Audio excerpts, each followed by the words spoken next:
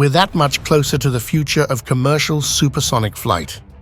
NASA's Supersonic X-59 aircraft has taken another critical step toward flight as its engine was powered up successfully on October 30th. Today, we are going to talk about NASA's latest progress on the QueSST program and why it is important for the future of supersonic flight. The X-59 is an experimental aircraft that will fly supersonic without the typical loud sonic boom, aiming to revolutionize commercial supersonic flight. It will be the first of its kind to fly with this feature, with the goal of collecting sound data for NASA's Quiet Supersonic Technology mission, which could pave the way for commercial supersonic flights over land, not just over oceans, in the future. Supersonic air travel disappeared with the end of the former Soviet Tupolev Tu-144 supersonic aircraft and the famous joint French and English Concorde. The Soviets had little success with their QueSST program, which predated the first Concorde flight by 3 months, but only remained operational from 1975 until 1978. The Anglo-French Concorde was significantly more successful, flying commercially from 1976 until 2003, when it was retired after a tragic crash on July 25, 2000 at Charles de Gaulle Airport in Paris, France. At the time, neither program achieved a high degree of economic efficiency, and both suffered from the constraints of traditional supersonic flight. For many years, the US and other nations have prohibited such flights because of the disturbance caused by loud, startling sonic booms on the communities below. NASA hopes the X-59 can validate that supersonic flight is possible without creating deafening sonic booms. If aircraft can be designed to achieve this, domestic flight times could be reduced by half, aiding not only in commercial air travel, but also disaster relief and medical transport, for instance. Rather than a loud, ground-shaking boom, NASA says the jet should make a soft thump when it breaks the sound barrier. The X-59 is supposed to generate a brief burst of noise at 75 perceived loudness decibels, compared to over 100 decibels generated by Concorde and military aircraft. The noise level is described in NASA's testing as comparable to a car door being slammed on the other side of the street or the sound of distant thunder. The aircraft is designed to cruise at about Mach 1.4 or 1,070 miles per hour at 55,000 feet. The high altitude will reduce the sound generated by going supersonic. To achieve this, it uses a modified F414G100 engine, similar to that in the F-18 Super Hornet, built on top of the plane to reduce ground noise and rests on landing gear taken from an F-16 fighter. In fact, NASA has been using FA-18s to simulate the sound of the X-59 and validate microphones and other acoustic sensors that will help in the jet's testing campaign. To help reduce the volume of its sonic booms, the X-59 features a unique geometry, including an elongated beak-like nose section that takes up 38 feet of the aircraft's 99.7-foot total length. Because of the elongated nose, the pilot will fly the aircraft using a unique cockpit design without a conventional forward-facing window. Instead, a central 4K monitor acts as the window, giving the pilot a clear view of surrounding air traffic and offering visual guidance for approaches, landings, and takeoffs. This monitor, a key component of the aircraft's external visibility system, X-59, shows stitched-together images from 2 external cameras combined with terrain data from an advanced computer system. While the cockpit includes real windows on the sides and a traditional canopy to help the pilot maintain a view of the horizon, displays below the XVS screen provide essential information on aircraft systems and trajectory to ensure safe flight. This groundbreaking technology is really a beacon, guiding us towards a future where visibility barriers in aircraft design can be overcome with this inventive solution. NASA Deputy Administrator Pam Melroy said during the X-59 unveiling ceremony in January 2024. The X-59 has undergone years of development and testing to get this far.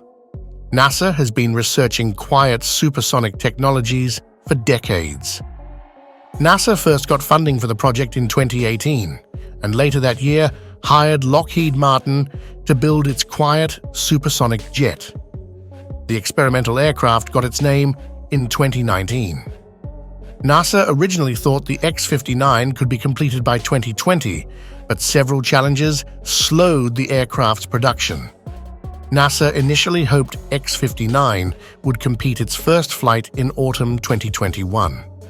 It later pushed that target to 2023, but in August revealed having discovered a flight control problem during ground tests at Lockheed's Skunk Works facility in Palmdale, California.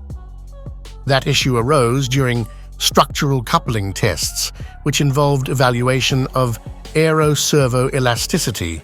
NASA Chief X-59 engineer Jay Brandon told Flight Global at the time.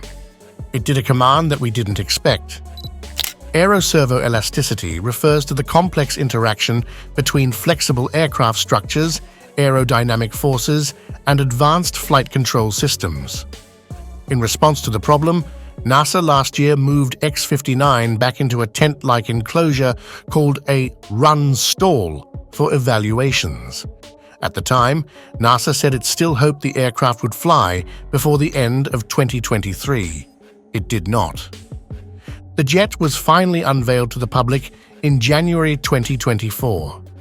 In May, the jet passed its flight readiness review, which validated the aircraft's testing plan for safety and offered recommendations to NASA and Lockheed Martin as they prepare for the X-59's first flight.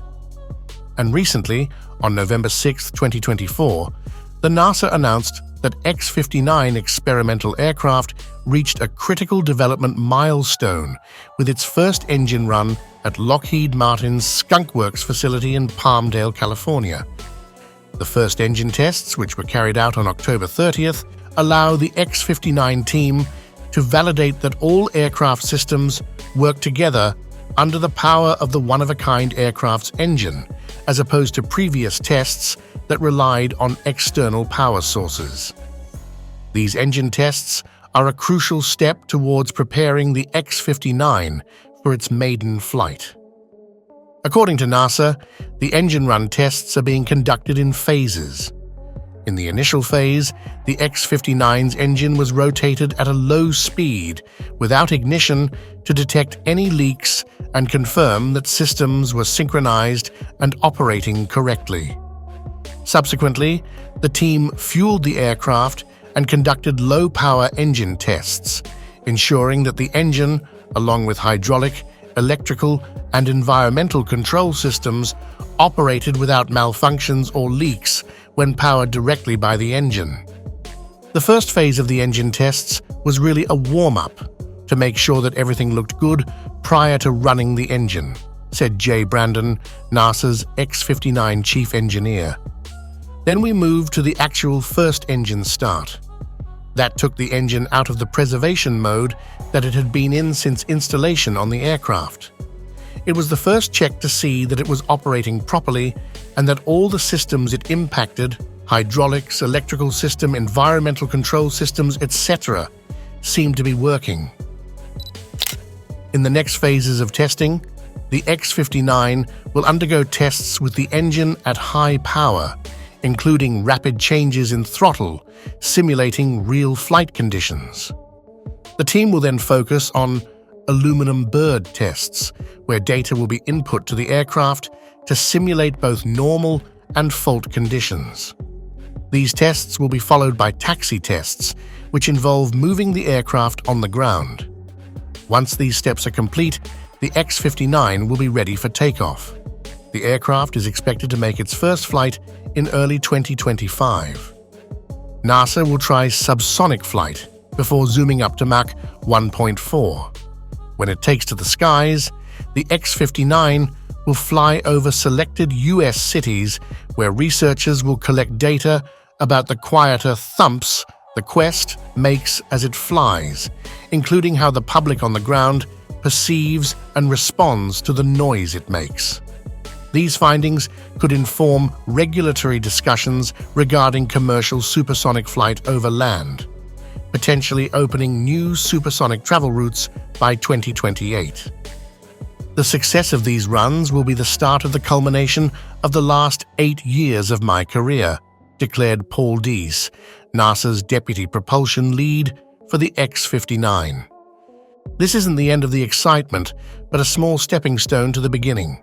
It's like the first note of a symphony, where years of teamwork behind the scenes are now being put to the test to prove our efforts have been effective, and the notes will continue to play a harmonious song to flight. As you can imagine, this design poses considerable barriers to the X-59 design ever being scaled up to the size of a passenger jet. But it could provide ideas for startups seeking to get into supersonic aircraft and have applications for military jets as well.